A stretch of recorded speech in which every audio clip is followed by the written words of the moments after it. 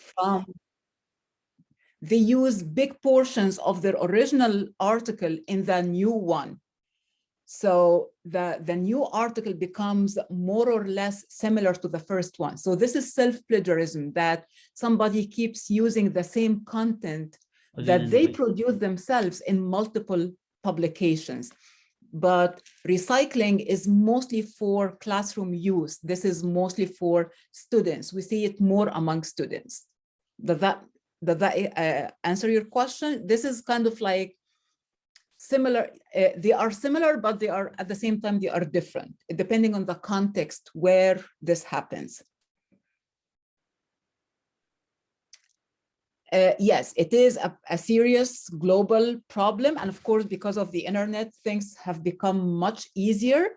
So people can just copy and paste and use other people's ideas without giving credit. And many people get away with that without being caught. And that's another problem. So why addressing plagiarism and discussing plagiarism is so important? Any ideas?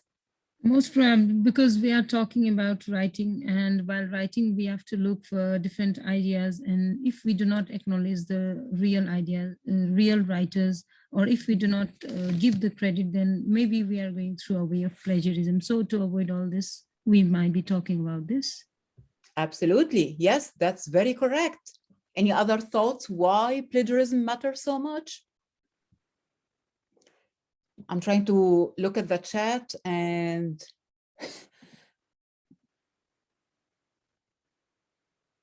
effective ways to detect plagiarism. There are some websites. I'm not very familiar with them because at US universities, we have something built in our system where students submit their assignments that can detect that for us. But I can find some sources and share them with you with the other sources I'm putting together, and I'll share everything on Monday, the last day of the workshop. Thank you I'll take a note with that so I don't forget.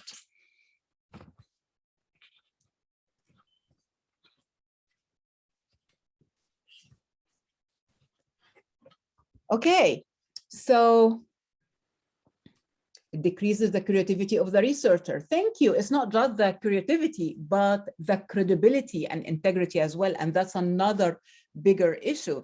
Like imagine that you submit, and again, I don't mean you as you, someone or a researcher submits a paper for an article for a journal to be published, and then they run a plagiarism detection, and it turns out to be that actually you have big sections of your paper that are plagiarized. So that destroys that writers or that authors or researchers' integrity and credibility in their academic field.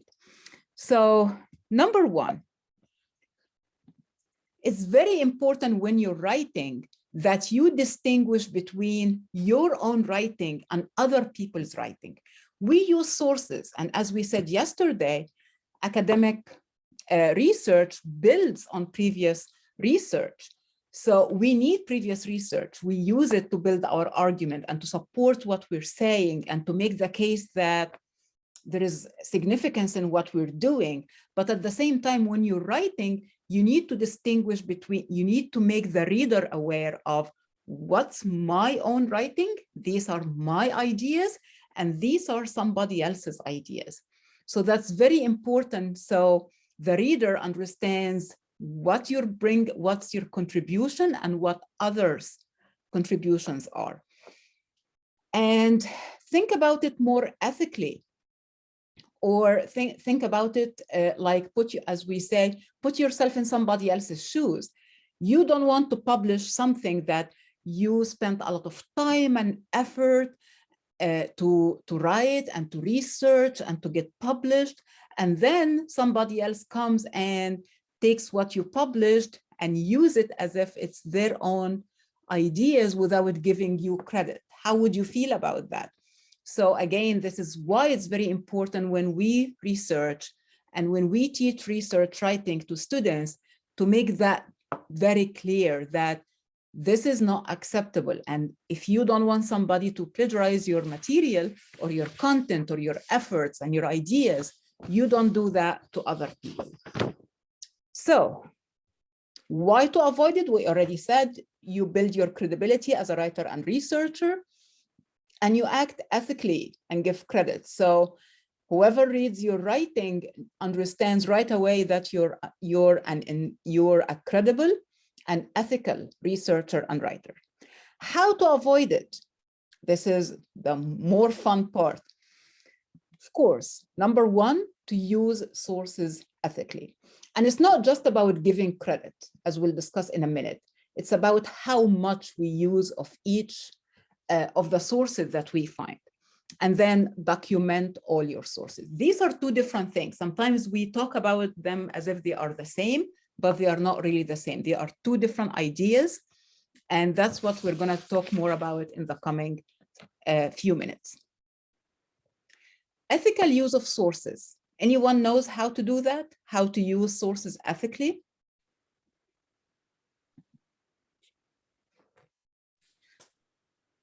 Maybe work citation can be one of the ways. Yes, absolutely. Citations. What else? Paraphrasing. Sorry? Paraphrasing. Paraphrasing. Excellent. And what's the cousin of paraphrasing? It's to avoid that plagiarism.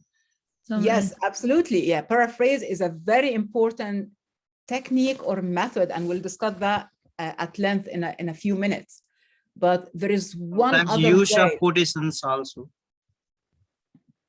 Yes, summary. Okay. There is one missing. Use of quotations. Yes, Reference. that's it. Perfect. Yes. So quoting, paraphrasing, and summarizing. These are the three different ways we can do or we can use in order to make ethical use of the sources we find. Citation and creating references, this is documentation, which we'll come to later today. So that's why I said ethical use of sources is not the same as documenting. These are kind of different, although they are related and they go hand in hand. Because we did summarizing yesterday, we're not going to talk much about it today. I'll focus more on quoting and paraphrasing because this is how we usually use sources in our writing.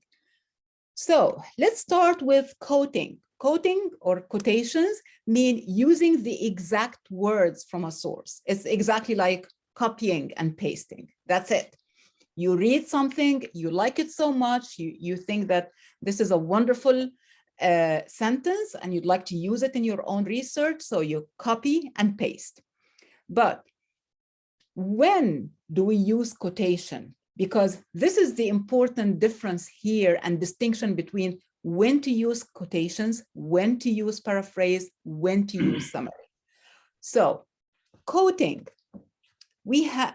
you quote when the words you read are so significant, are very strong, will add much support and much strength to your writing. In this case, you copy and paste the exact words. When it comes from an authority figure means that that author is an authority on the subject they are writing about.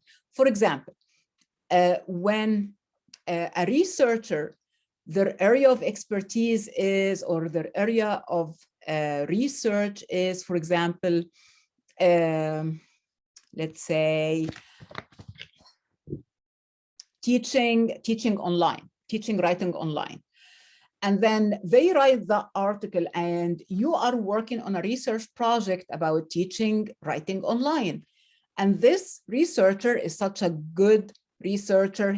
They have multiple publications. They are well known in their field.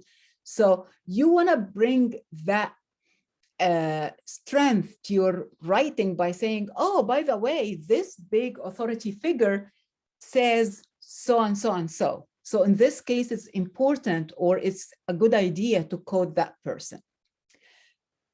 When these exact words you find support your argument, somebody says, or that again, that big scholar or researcher says something very important that supports the argument that you are making in your own writing. In this case, using their exact words, again, add the extra support and extra strength to your paper. Something that not many of us think about is when the words contradict your argument. When you are making the case that what you are saying is opposite to what somebody else said before about the same topic, sometimes it's important to quote these exact words and then contradict them or challenge them or discuss your different point of view after it. So these are some of the cases in which quoting is very important, or it can be our way of using sources. Two things I need to caution you against here. Number one, don't use quotations so much. Somebody asked me a question yesterday, it's like how much we can use of the source. We don't have a magic number. I cannot tell you like use 1% or 2% or 3%. There is no magic number. The magic way of doing this is you don't want the quotations or sources to be the majority of your writing, because that means that you're not contributing much.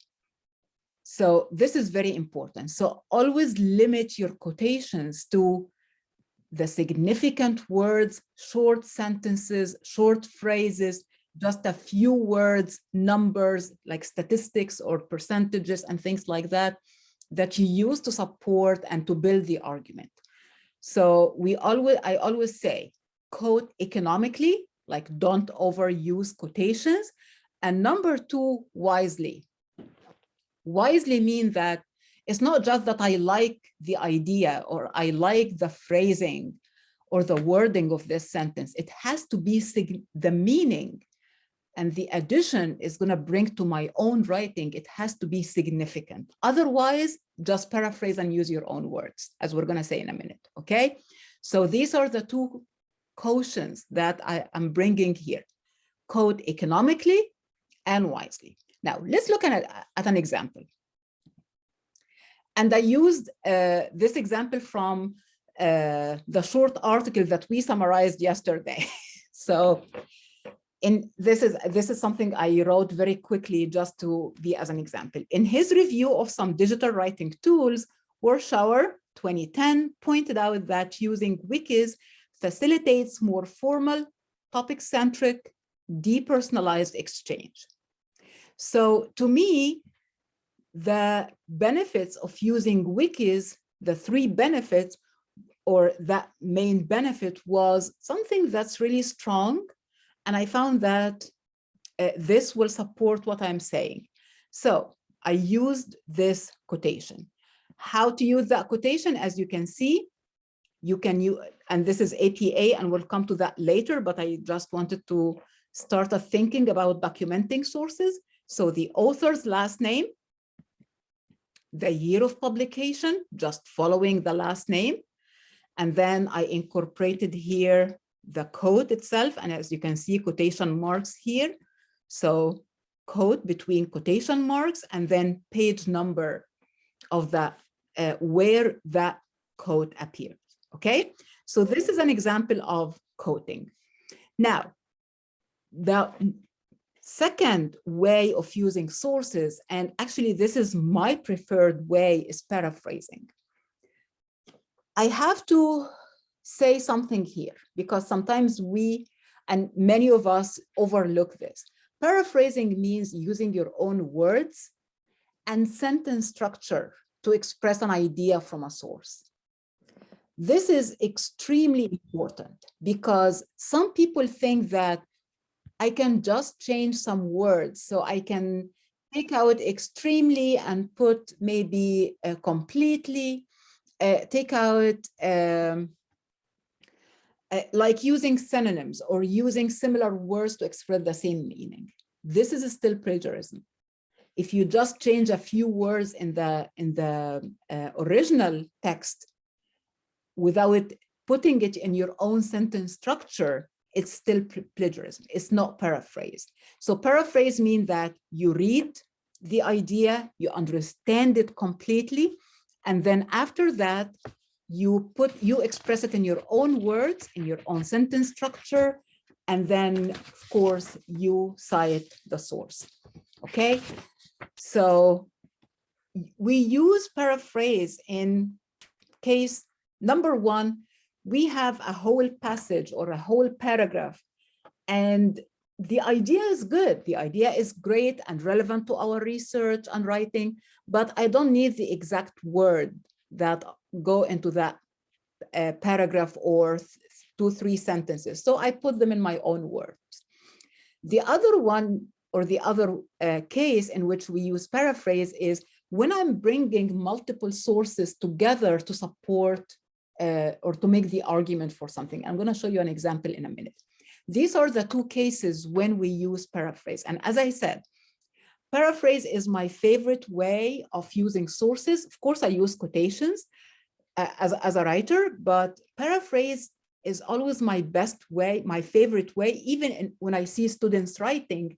This is something I really like to see, because it shows to me that student understands what they have read and understand how to bring that source very efficiently into their own writing to build a good argument or to make a case for a specific point, okay?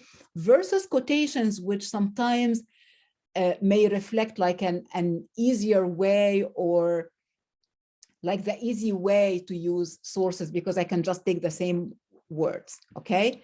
So let's look at an example here. And this is an example actually from one of my own publications. So I thought this would be a good example to use here. And later in the session, we're going to use another example from my own writing because I felt more comfortable using something like this. So here, this is a part from a book chapter that I published a few years ago on using social media in teaching writing. So here I say, based on these findings, my findings, her findings, Vi 2008 concluded that many teachers oppose the use of social networking in their classes because they perceive it as a threat to the hierarchy of power and authority in the classroom. Moranto and Burton, 2010, supported Vi's conclusion as they claim that teachers believe they compromise their credibility with their students if they are socially connected with them on social media sites. So what I did here is I paraphrased Vi's conclusion. I paraphrased Moranto and Burton's argument, and then I put them both together in one paragraph. So I did paraphrase here to paraphrase one source, to paraphrase the other source, and then to bring multiple sources without having to include a lot of quotation that may confuse the reader. Okay, so this is how I did it here. And as you can see, I use the last name and the year, the last name of the two authors here and the year. And of course, we don't have page numbers because this is paraphrase, not quotation.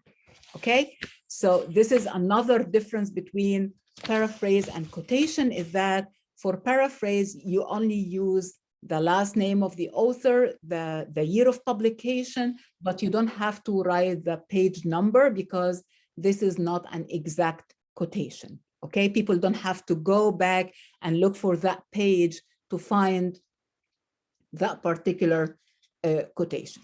Okay, so do we have any questions about quoting and paraphrasing so far? Because next we are going to do an activity. So I just want to make sure that we are all on the same page. We all understand the difference between quoting and paraphrasing. Any questions?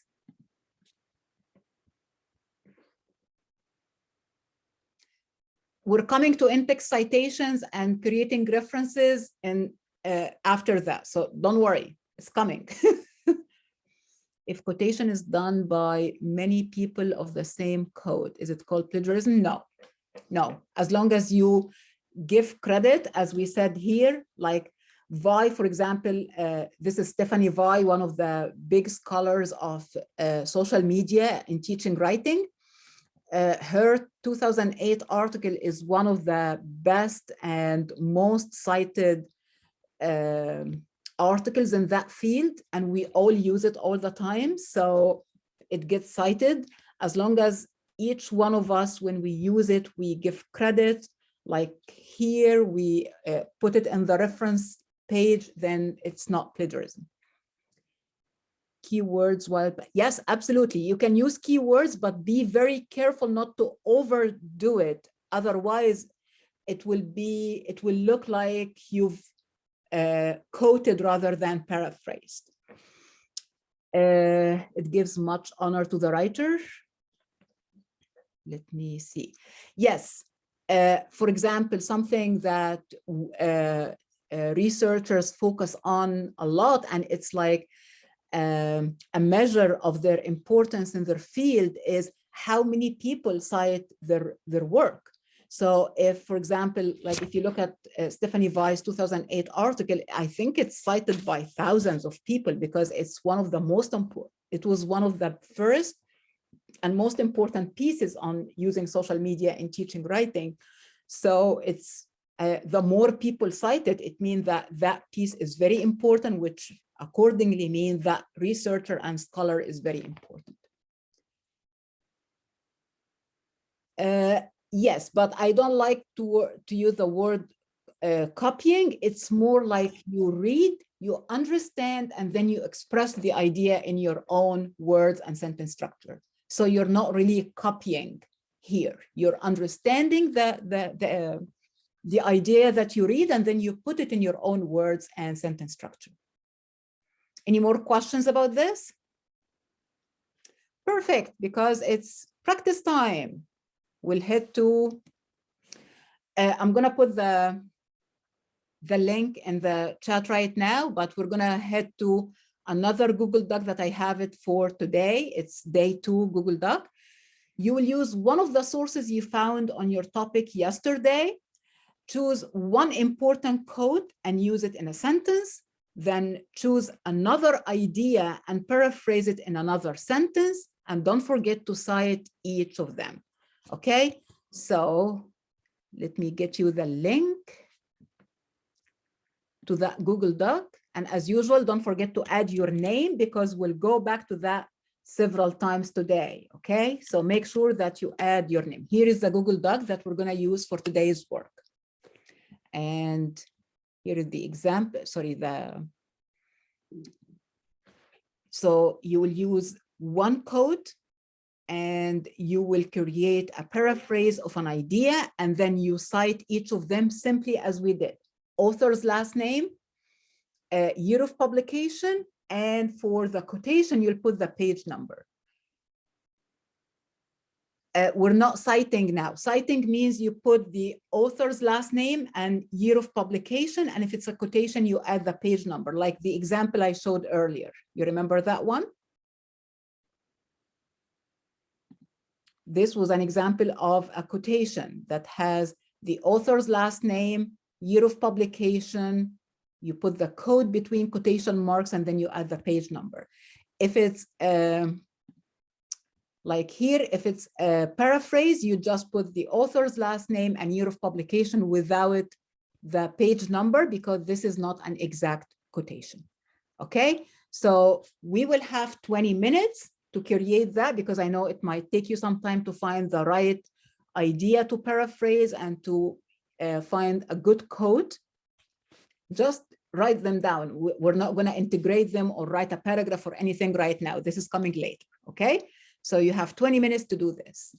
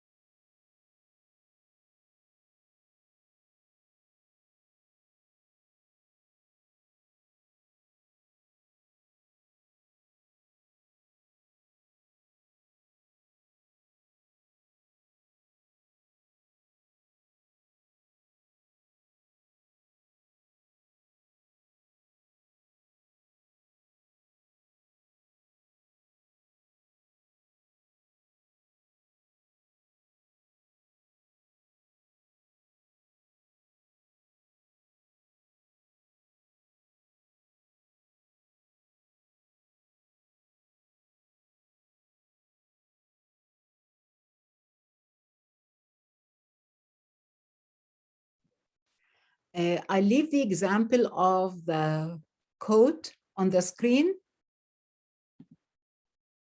for those of you who may have missed that part of the presentation. So I leave that on the screen as a guide for you.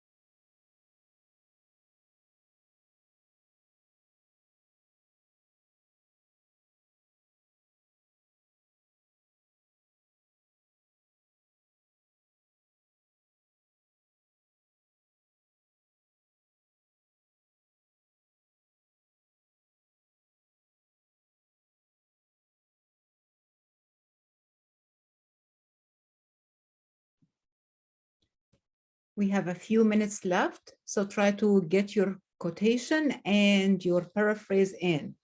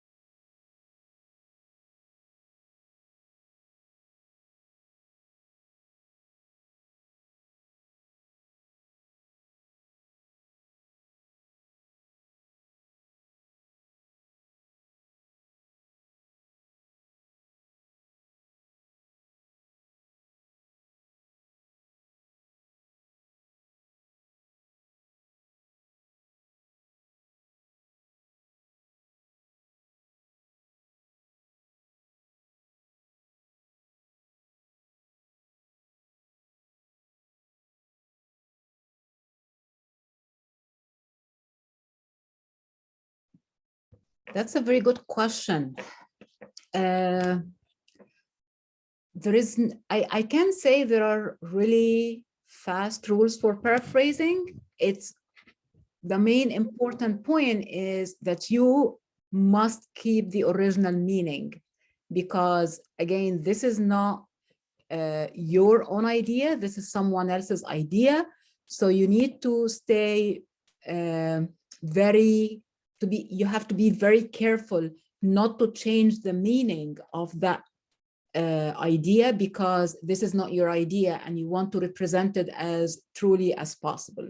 So this is a one rule that I have to say, is just make sure that you stay true to the meaning, you don't change the meaning in any way, and you capture the meaning of the entire idea that you are paraphrasing. Okay, folks, so we'll go back to that later. So let's get back now to our, to continue to talk about documenting sources.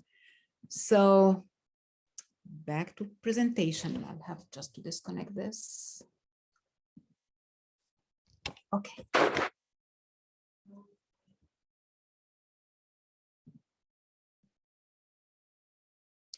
So as I said earlier, using sources is kind of different from documenting sources. Using sources is exactly what you practice now. You read the source and then you decide how you're going to use it ethically in your own research, in your own writing. So you either quote the exact words of the author or you paraphrase, and in either case, you have to give credit. Documenting sources is all about giving credit, how we give credit to these authors. Let's first start by, I'll ask a quick question. What kind of sources do you usually use in your own writing? Give me some quick ideas or some examples of the sources you use in your own writing.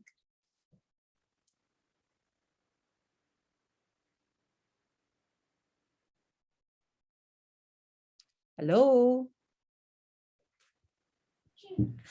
Journals can be one of the sources. Journals, Yes. book Journal chapter, articles? peer-reviewed articles. Yes. Peer-reviewed articles appear in journals. So, okay. So journal articles, what else? Books. Yes, books. Newspaper article also. Exactly. Videos. Yeah, Perfect. videos. Yes, of course, we use more digital. Interviews. Websites, sometimes from web pages. Exactly. Wow. Yes. Especially now, we use a lot of these. Research reports. Perfect. Like if NELTA, for example, publishes a report on their website and you'd like to use that, so that's a report. Yes. Blogs exactly. also sometimes. Blogs, of course.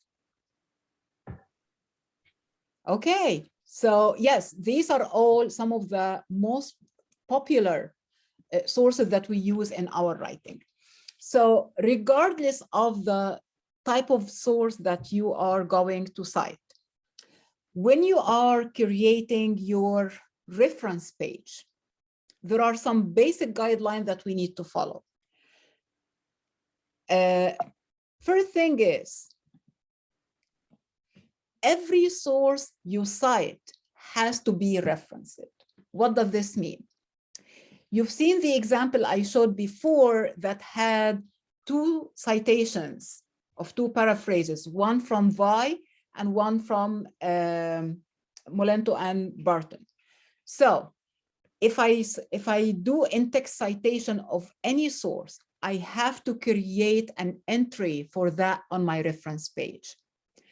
This means that when I look at the article and I look at the reference page, every in-text citation has a source on the reference page, and every source on the reference page has been already cited in the paper.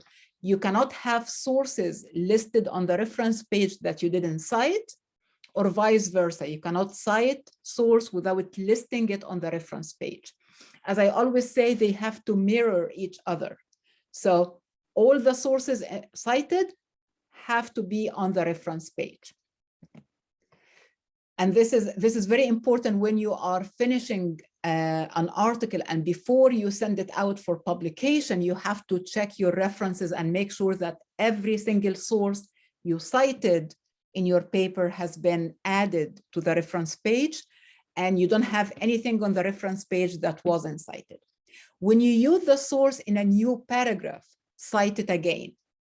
So the first time you mention the source, of course, you'll put the last name and the year and page number if you're using a quotation.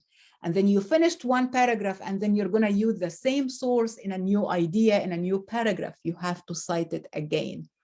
Okay, this is an APA. This is very important. And sometimes we think, oh, but we did it in the first paragraph. No, that's a new paragraph, then you have to cite it again. All sources have to be in alphabetical order on the reference page, and the alphabetical order is by author's last name. And I'm going to show you an example in a minute. And then indent all lines after the first one by ½ inch. Again, I'm going to show you an example of that. Now, let's look at an example example of an article and how to find all the pieces of information. I'll stop sharing now because I'm gonna show you the article that we actually used yesterday for our example. Yes, here it is. Okay. Let me grab this up a little bit. Okay, so I opened the article in a Google Doc, so it's much easier for us to navigate. So, of course, you have the title of the article here. This is an example of a journal article, but it will, because these sometimes are the most challenging ones to reference and cite. The author, this is the author. And in APA, we use the author's last name for in-text citations. And when we go to the reference page, we'll use the author's last name and then the first letter or first initial of their first name. Now, this is the journal name, Language Learning and Technology. And this is a website or the link to the document. We don't need that very much. What we really need for journal articles is the title of the article, the name of the journal, the authors, of course, and then the volume and issue. Volume means how many volumes or how many collections or how many, what do you mean? Like, yes, exactly. The journal publishes every year. So this was published in February 2010. So this is the year of publication. In that year, the journal published its 14th volume. And this particular issue in which the article appeared was issue number 1. And then the pages, this article was pages 3 to 8 into that journal. And if you scroll down here, it may not appear in the in this one here, but if you look, I don't know if you can see this one. In the original PDF article, you'll see the page numbers in the bottom corner, bottom right corner, okay? So this is how you identify the information you need to cite the journal article. Now I'll stop sharing this and let's go to the basics of APA citation. And I'm gonna share, I'm gonna send you the link to that one. Let me grab it here. I'll put it in the chat. So if you wanna open it on your devices, but I'm gonna share it in my screen right now.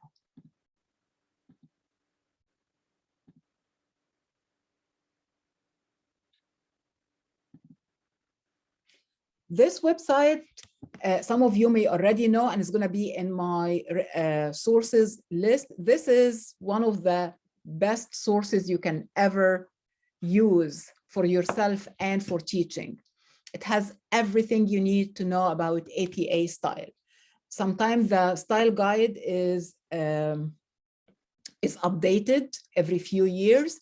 So some rules might change. So this is a good free resource that you can use to stay updated on any changes that happen in the style guide.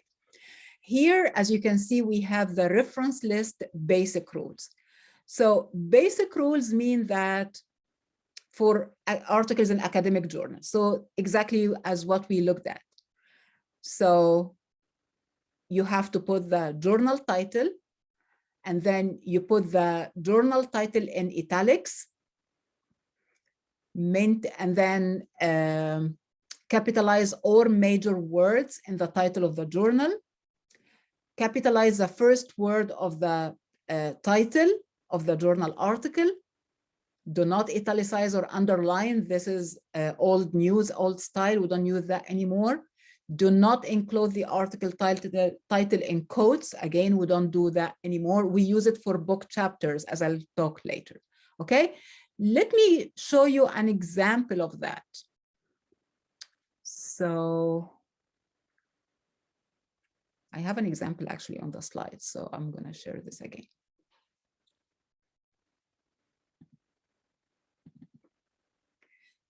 So back to that example I gave earlier from Stephanie Vai's article. So this is how you do it. So Vai, this is her last name, comma, sorry. And then first initial, the first letter of her first name. Some authors in the US use their first name and their middle name in publications. So in this case, you will put the first initial of the first name and the first initial of the middle name. Only the last name appears complete. And then between parentheses, you put the year, and then this is the title of her article, Digital Divide. And as you can see, we only capitalize the first word only. And then Computers and Composition, this is the journal title. And as you can see, it's in italics, and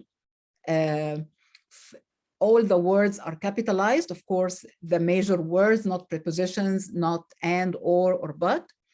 And then 25, this is the volume. The issue is issue 1, and then the pages are pages 9 to 23. So if I would get a printed copy of the journal, I know where to find it. I'll go to volume 25, the first issue, and then I'll go to page 9 and I'll see Stephanie Vai's article. Okay, this is a very easy example, but on the website, I'll stop sharing now again. Okay, on the website, I'm gonna show you an example that has the basic rules in one place. And I'm gonna send it to you. Actually, I'm gonna drop it in the Google folder for today's presentation, for the workshop materials today, so you can see it. If you look here on Purdue OWL, you'll see here APA classroom poster. This one it's like a big image. It has, or picture that has all the basic rules you need for different sources. But if the source you are looking for, like for example, if you are using a blog and blogs are not there, then you can, here under electronic sources, you'll find blogs, you'll find images, you'll find social media, and things like that. Audiovisual media, it means videos, YouTube videos, songs, anything, image. If you find an image on the internet that you'd like to use in your article. So this is how to cite all audiovisual media. So you have all types here. Okay, of course, most of us use mostly journal articles, which is articles in periodicals, and then books. And for books, we have two types. We have books like written by one author.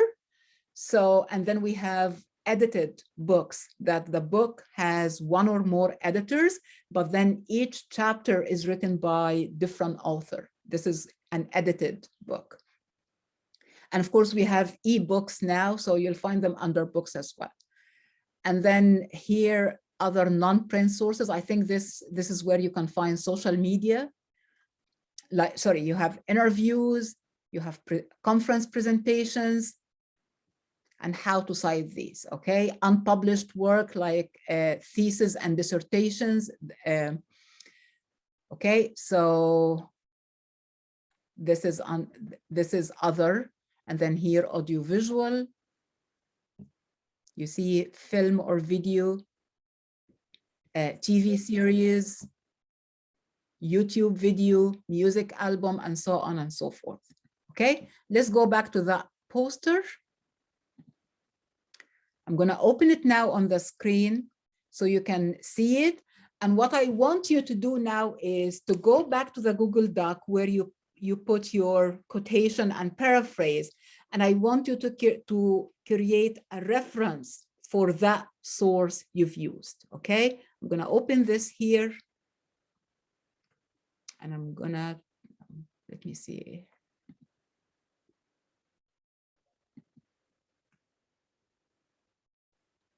It's a bit big, but actually you can find it on the website. So you can see it, you can open it on your device. Here is a bit much, but since you used author, you used an academic journal article, I'll try to get it here so it's easier for you to use.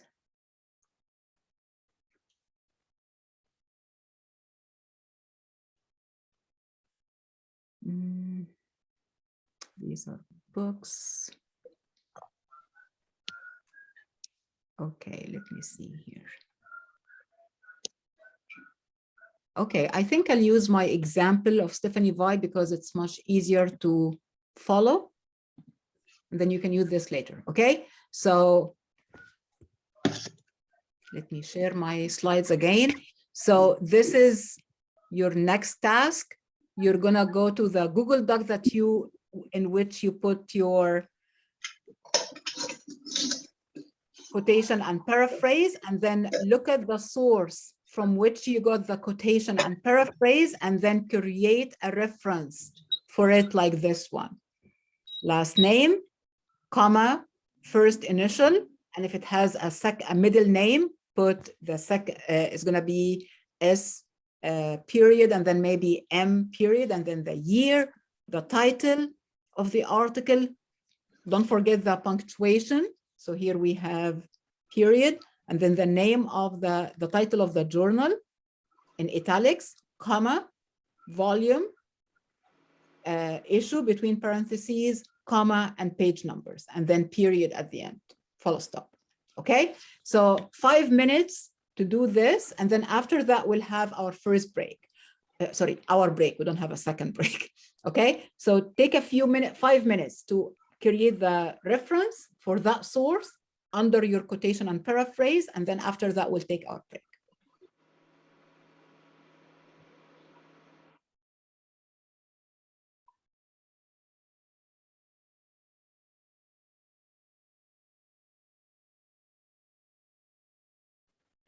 DOI is not always required now. So it may be required in some publications. It may not be required for all publications. And some of the journals you will submit your work for will request that you use DOI. Some of them don't request that anymore. So it's so different now.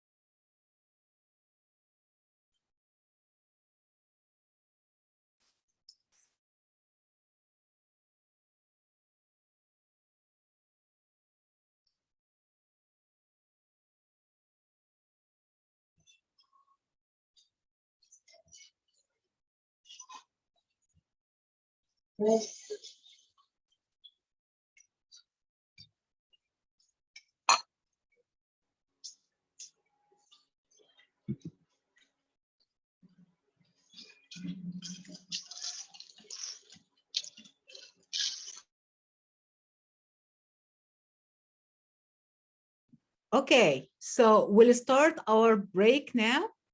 We'll have 15-minute break. So again, feel free to grab something to eat, something to drink, just stretch, and we'll be back in 15 minutes.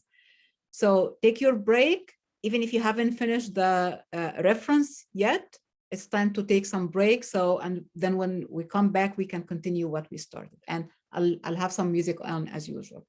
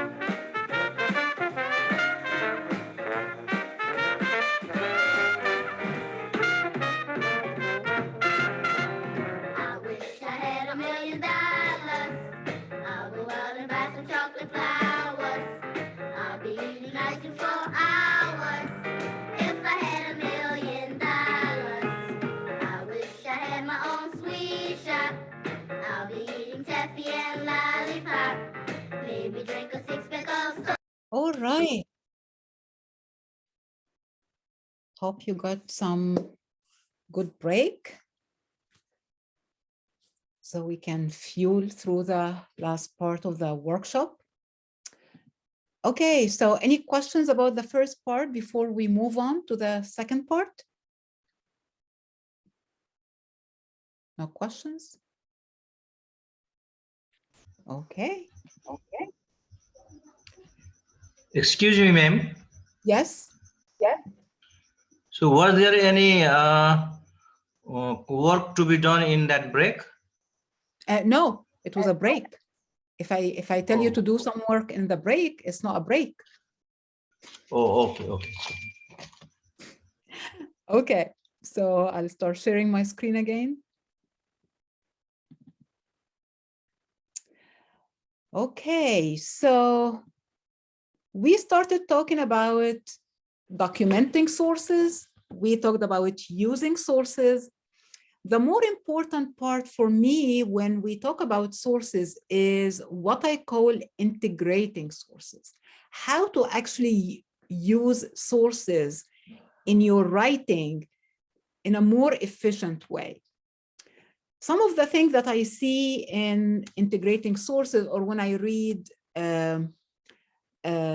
junior researchers writing or student writing, is that sometimes they use quotations and paraphrase, but they seem to be either using a lot of these or giving the quotations and paraphrase, or the sources in general, giving them a more significant place in the writing at the expense of their own thoughts, ideas, argument, and what they are trying to say in the writing.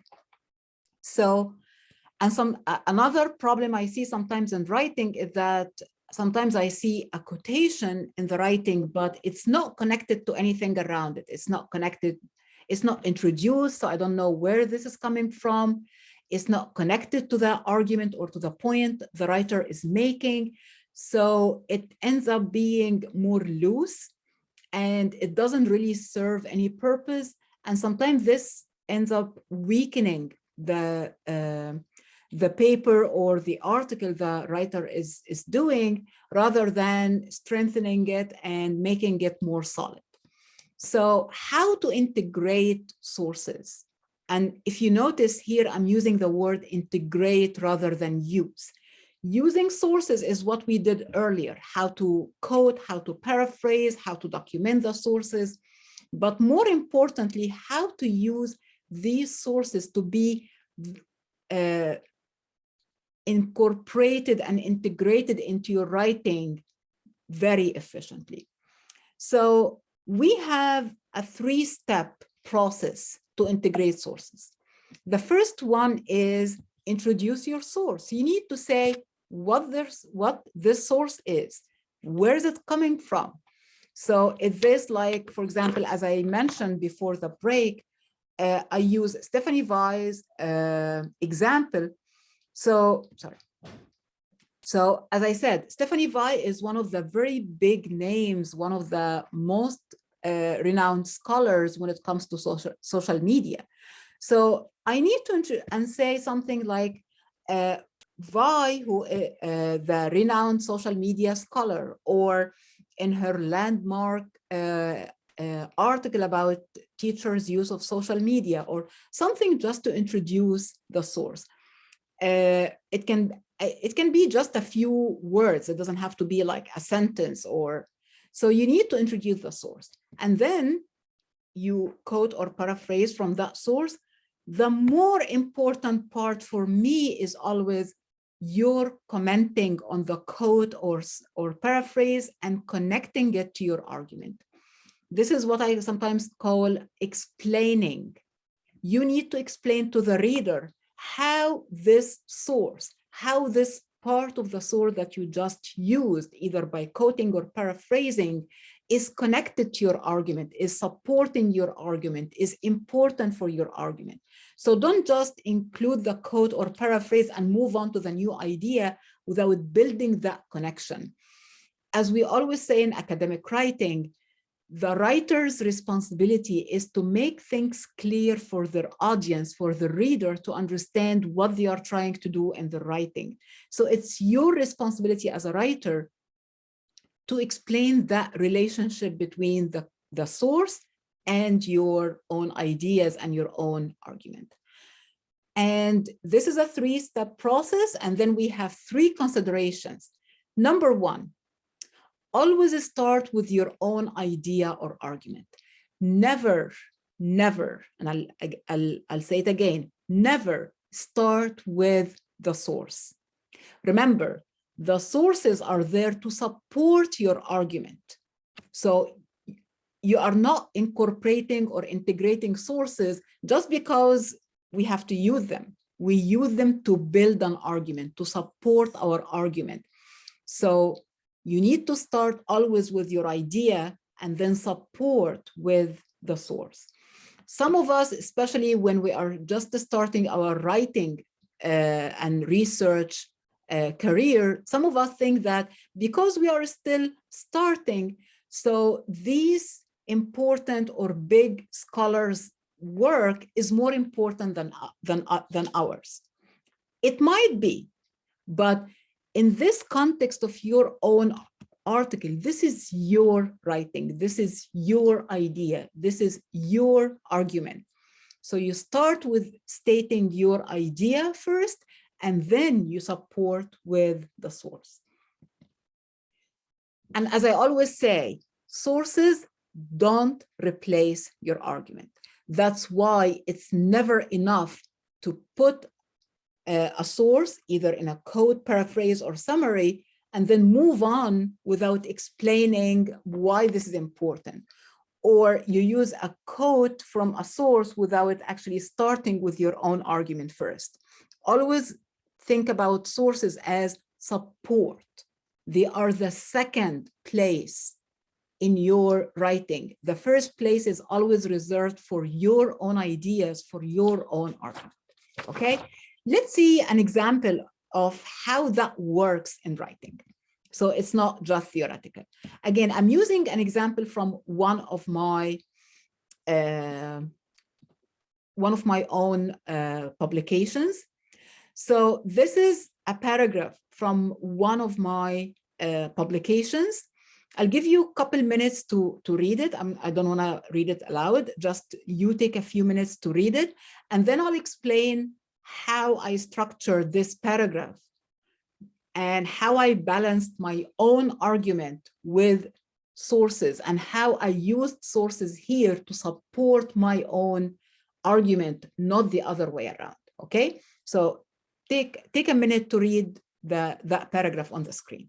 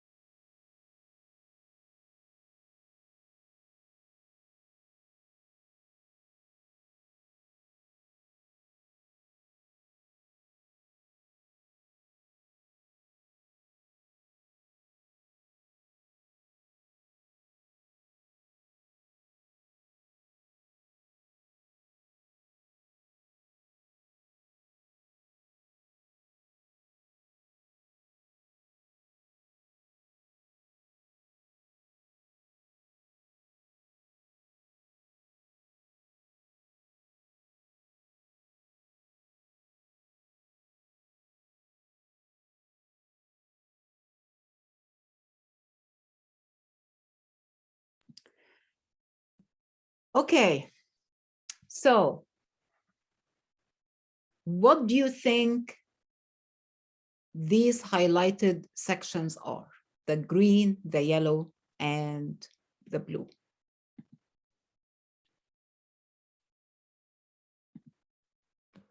Any thoughts? This is author's argument first. Which one? The green one, the writer's one argument or thesis statement. Okay. What about the yellow and the blue? Yellow might be the name of the journal. Maybe. So related sources, scholars. Second, blue one might be paraphrasing the writer. Okay. Other thoughts? Yeah, as I think, green represents the writer's own idea, opinion from where the writing starts. Yellow starts the sources, for example, self, and finally the explanation of the source with blue color. Perfect. Yes. So this is exactly right. So the green is the claim or the argument. And again, because this is my own writing, so this is the argument I was trying to make here. Okay, so I started this paragraph with my own idea, my own argument. And then the yellow part is when I say writing studies, this is my field, scholars. So here I'm introducing the sources. So this means that any scholar or any source I'll be using in the coming sentences comes from a writing studies scholar, which is Cynthia Self, one of the biggest names in digital writing. So I'm introducing the source. And then after that, I have a combination of quotes and paraphrase. So I'm using some quotations and I'm using mostly paraphrase, but I'm combining the two of them. And then the most important part is explanation. Why what Self said in her writing supports what my argument that I started the paragraph with. So this is what we mean by integrating the source. I didn't just drop a quotation or a paraphrase from a source. I didn't just start with that, since Cynthia Self is, as I said, one of the, she's not just an excellent scholar or a top scholar in the field. She's one of the founders of computers and composition as a field under composition studies and writing studies. So some might think, oh, her words and her ideas should be highlighted, should be the most important part in this paragraph. No. Your idea as a writer, your own argument should be the star of your paragraph. So you start with your own idea, with your own argument, and then you introduce the source, who that person you're citing, what's their position. Of course, since I was writing to writing scholars, so I don't need to explain who Cynthia Self is, but I just said writing studies scholars. And then I cite her, as you can see here, her last name, the year of publication. I use quotation, so I used page number, and then here I have paraphrase, so I don't have page numbers. And then more importantly here, I ended the paragraph with an explanation that connects the source to my own argument. So this is what we mean by integrating the source. They become part of the writing. They support the writing. They give more strength to your argument without it becoming the main thing in the paragraph, without becoming the main focus of your writing. They are there to support and strengthen your ideas. Is that clear? Any questions here?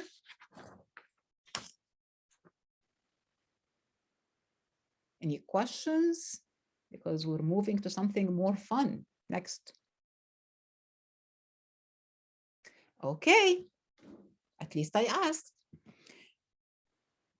This is where we're gonna bring everything we discussed today together. So you already have a quotation, you already have a paraphrased idea, and then you added the reference of that source. It's time to know how to integrate that source into a writing.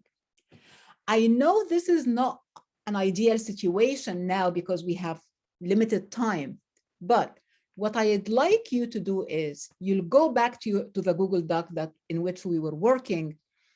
You will write a short paragraph, something similar to what I showed from my own writing. Just a short paragraph in which you integrate that same source you used earlier. You already have a quotation, you already have a paraphrase. How you can incorporate them, or at least one of them, if they are not really connected or around the same idea, in a paragraph. What's your argument that you will start with, and then how you will introduce the source, how you will incorporate or integrate the source, and then how you will comment and explain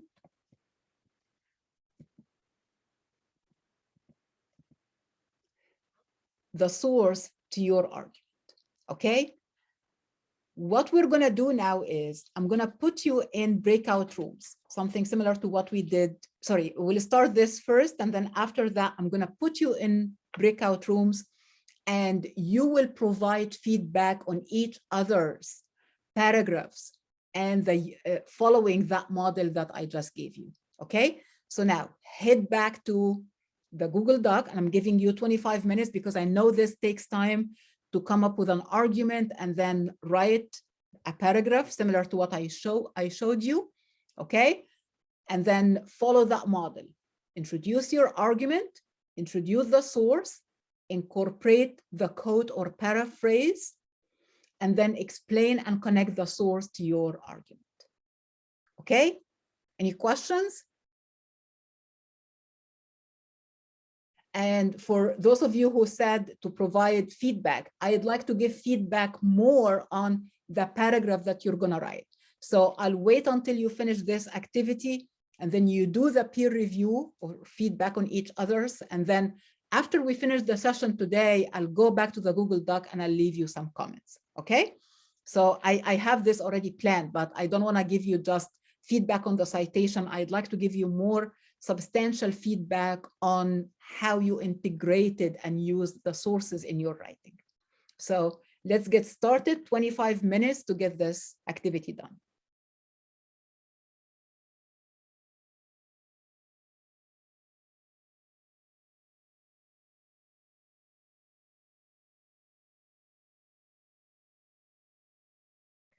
I'll be here, so if you have any questions, drop them in the chat. I'll be reading the chat.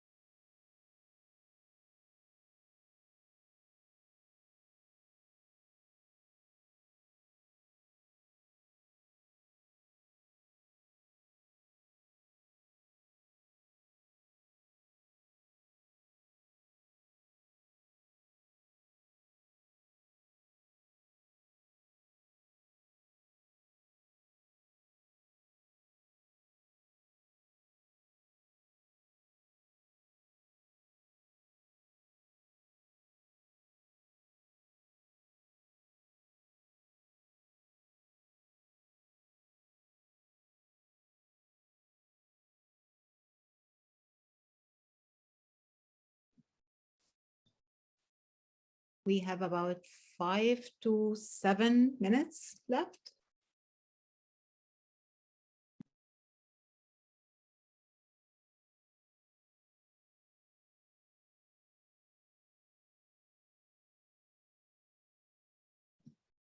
And I'm seeing a lot of writing happening in the Google Doc. Good job.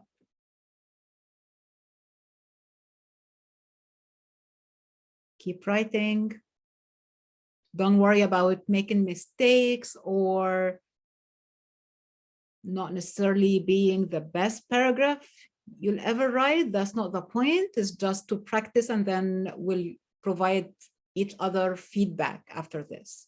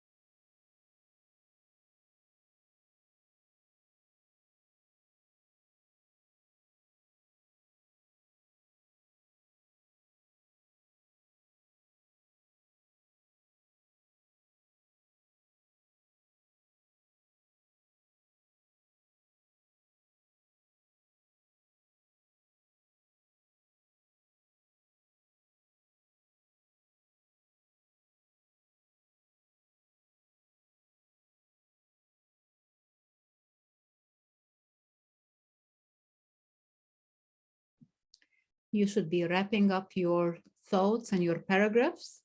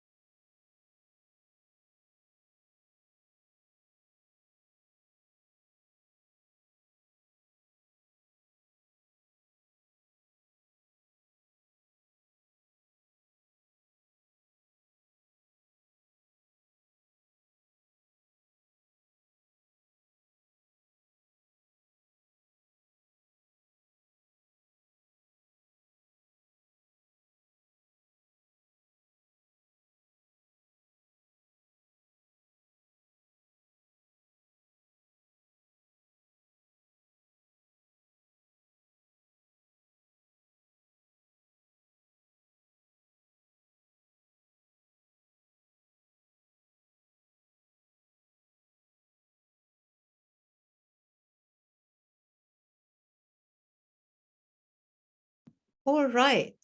So the next part of the workshop is going to be feedback and revision. What I'm going to do now is I'm going to put you in breakout rooms. And then in these rooms, I'd like for you to review each other's work. Each room is going to have about 6 participants. So you decide from the very beginning who is going to review which members' writing. Okay, so you don't end up all reviewing the same person. Okay, so discuss first who's going to review who's writing, and then you will go to the. I mean, you're already in the Google Doc. You read that person's paragraph, and then you will provide written feedback on source integration. Your feedback should address these 5 questions. Does the paragraph start with the writer's argument? Is the source introduced in the paragraph? Is the source integrated in the paragraph? Does the writer explain the connection between the source and their argument?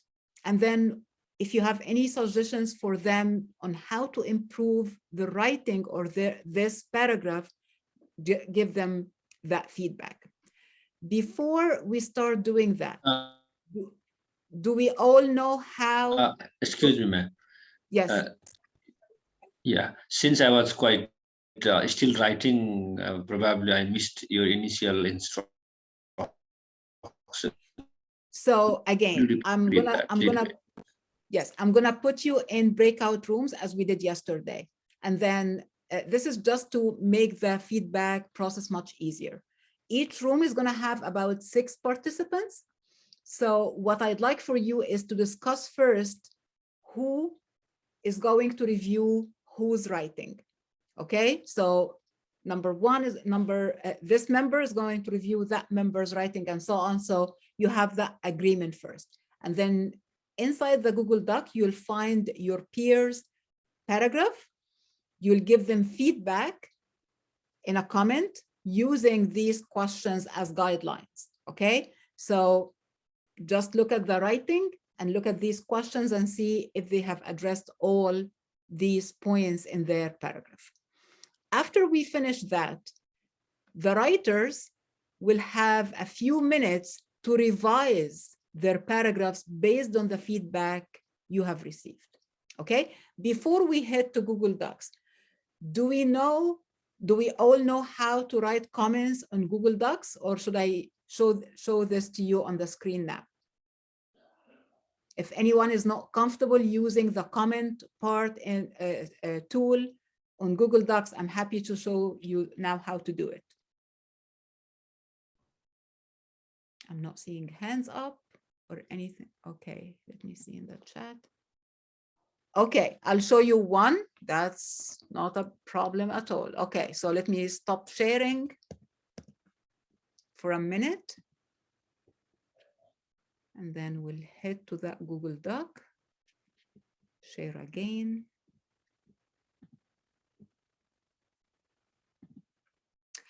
Okay, so here is the Google Doc. Let's say, for example, that I want to comment on Kamal's writing. Okay, this is a code, this is a paraphrase, and then, okay, here we have a paragraph about the integration. What you'll do is,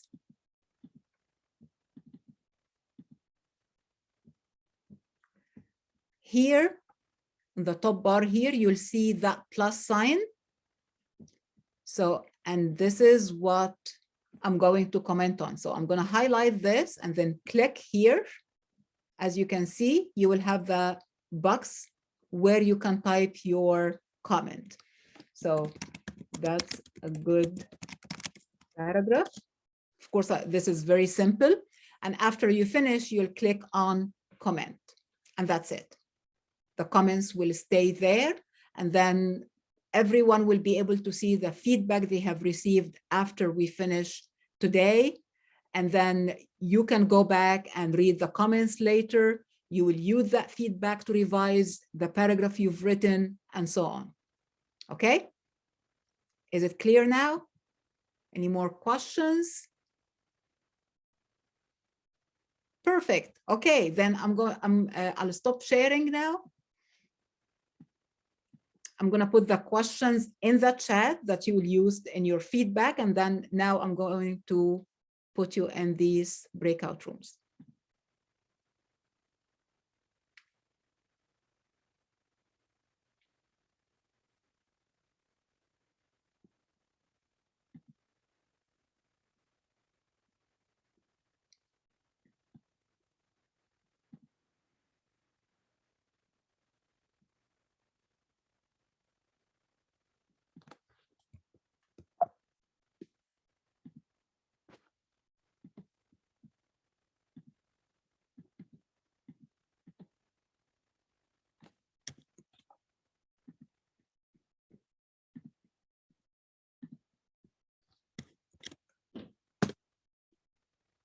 And I've put the questions for the feedback in the chat.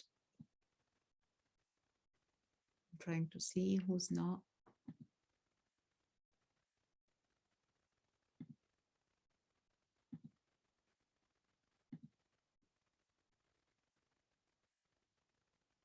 Okay.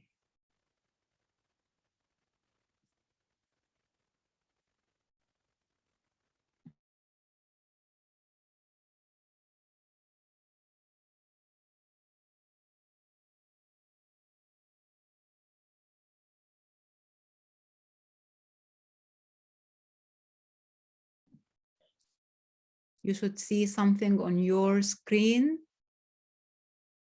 to join a room. So please make sure that you head to your room so you can work with your colleagues.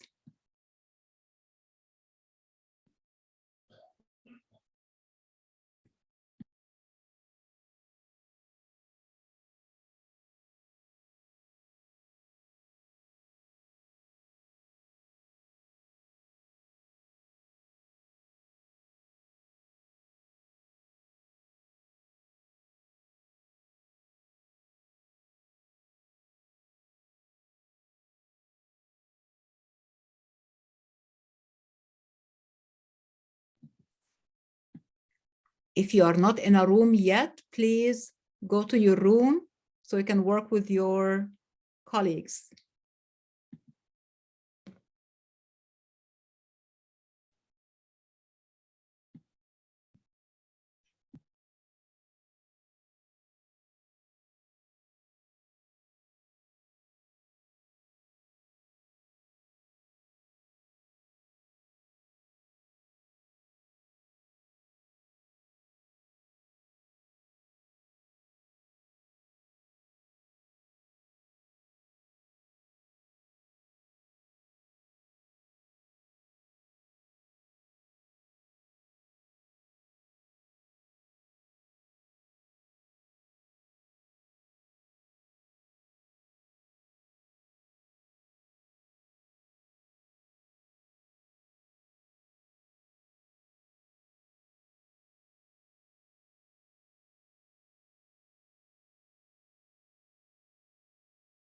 So, Excuse me, ma'am. Actually, we did not find the complete writing in one part. No? First part on the previous page, and second part goes back after others writing. So one complete writing we could not find easily, though we tried our best to find and trying to connecting, you know, which can be the let's say final part of the paragraph. I see. Yeah, page issue was one. Yeah, Kamal Yes. said right. Yes. Okay, I understand that some of you have access problems, some have internet problems, some couldn't finish their writing earlier, so it's okay. We were trying to practice, but then if something didn't work out, that's fine. So, okay, so the last thing, and this is going to be for your, the final reflection is going to be for your homework, but we're going to do it on Padlet. So because I know some of you joined late and may not have had the link to Padlet, here it is. Or as I said, you can download the app on your mobile phone and use it from your mobile phone. Okay, so let me show you the screen so I can show you the reflection. And please, when you write your reflection on Padlet, this is going to be your homework, so you can finish it after we finish the session. Please make sure it's you put the subject day 2 reflection. Okay, so I know it's easier for me to find and read. Of course, I'm going to read the one you wrote in the morning, but make sure that this one, sorry, the first one you wrote, make sure that you put the subject for this one as day 2 reflection. And these are the things I'd like for you, I'd like for you to reflect on, think more about as we end the second day of the workshop. So I'd like for you to reflect on your experience in the workshop today. These are some guiding questions. Again, as I always say, these are just some ideas that I'd like for you to consider in your response, but you don't have, I mean, you can add or you don't have to address all of them. What did you learn about writing with sources from today's workshop? Does any knowledge from the workshop challenge your previous knowledge or assumptions about using sources in academic writing? I mean, was there anything that's so different from what you knew about using sources from before? If you would choose one idea from the workshop today that you would take back to your students, which idea would that be? And why did you choose that one? Okay, so these are the 3 questions that I'd like for you to consider in your reflection on day 2. And as I said, these are going to be on Padlet, not via email like yesterday.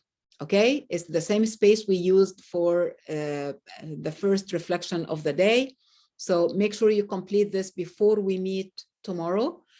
You can do it now, which I always prefer because it's always good to reflect on things when they are still fresh in your mind. I'm going to drop the, let me actually do it now before I forget, before I lose access with you. The day 2, here it is. I'm getting the link. Google Drive, where you will find the slides from today's session. I'm going to drop them now. The Google Doc that we used to do all the writing today, and that picture about APA guidelines that I showed you earlier, it's already in that folder as well. Okay, so if you don't catch all the questions for the reflection now, I can actually put them now in the chat, but you will see the slides in the Google Drive later. So you can scroll all the way to the last slide and you will see the reflection questions. Okay, so Last thing before we leave for the day. Any questions for me? No questions for me? Are you sure? I suppose we'll get the feedbacks as I already said earlier.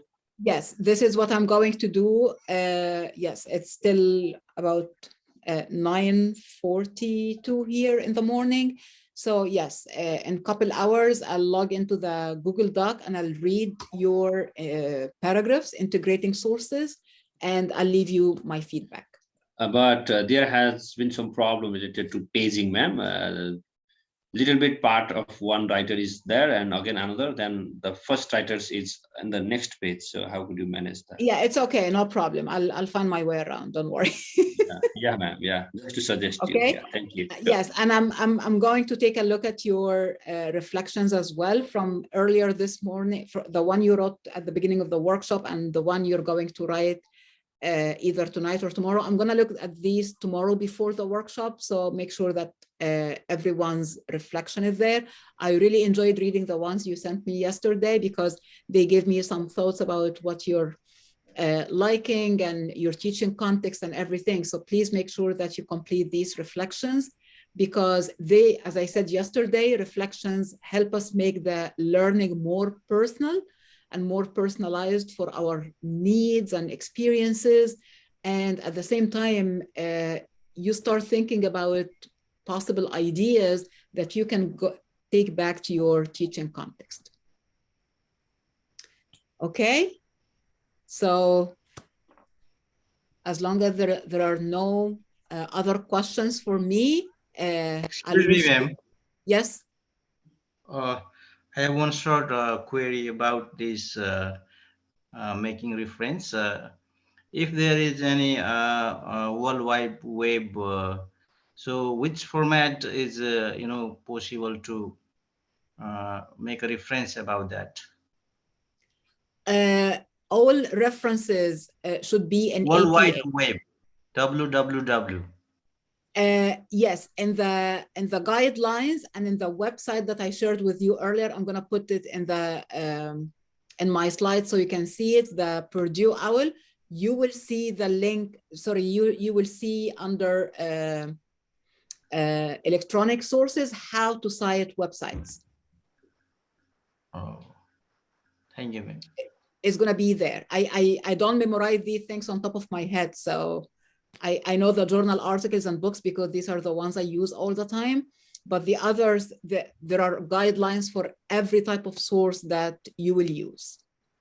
And I'm going to put the link.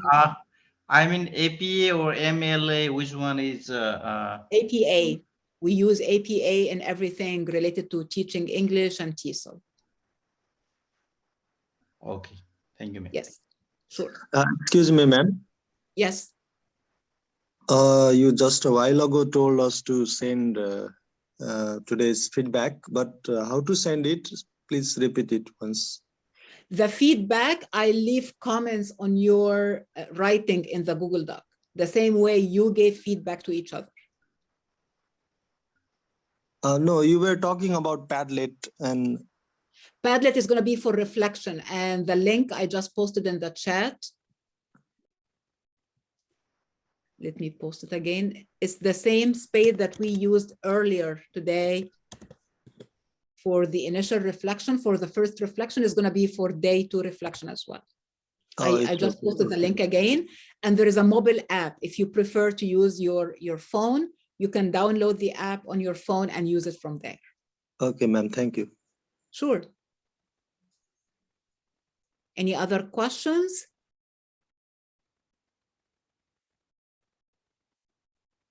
Okay, then have a very good night. Thanks again for joining me today. It was a lovely session and I really enjoyed it. I hope you did too. And I'll see you tomorrow. Thank you. Thank you for the interactive session, ma'am. Thank you. Everyone seemed to have been activated and engaged, and every question raised in the chat box has been addressed. I feel so. And most importantly, thank you very much for your ideas on plagiarism and integrating sources. Absolutely. One simple request to the participants. We are starting tomorrow's session at 6:30. Please try to be on time. We have separate Zoom ID and passcode for each day. I'd like to remind you, and we have sent them to your email. Thank you very much, and see you tomorrow. Have a good day, ma'am. Thank you. Have a good night. I'll see you all tomorrow. Thank you. Thank you very much. Bye-bye.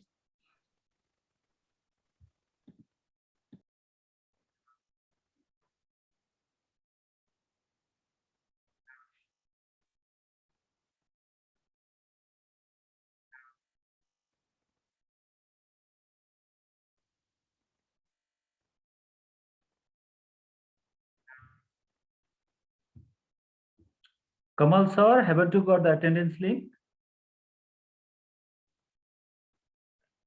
Okay, let me put it again.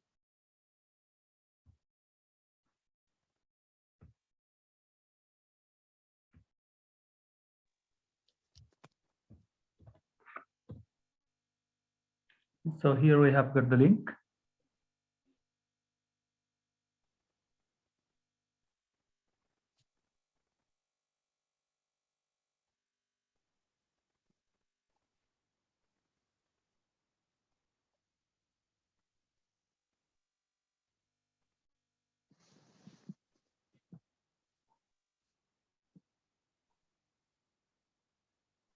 Have you got it, sir? Kamal sir?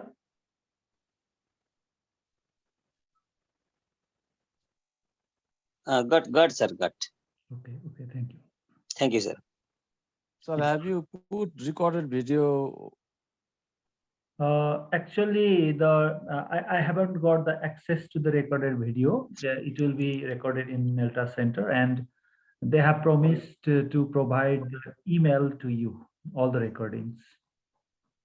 Actually, I Only missed 11 the of us are here.